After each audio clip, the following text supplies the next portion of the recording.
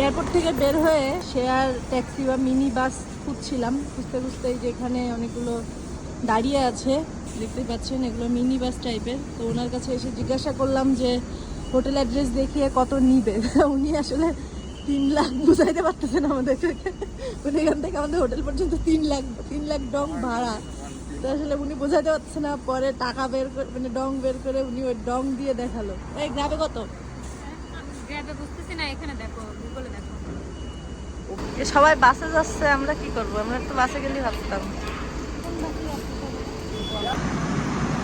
ওকে, টাকা বাঁচানোর ধান্দা করে ফেললাম। 3 লাখ টাকা থেকে 45,000-এ নেমে আসলাম। তো আমি খুব, তুমি না আসলে আমি জানতেই পারতাম না। ভালো হয়েছে, আমরাই 2 গরিব খালি লাগেজ নিয়ে আসছি।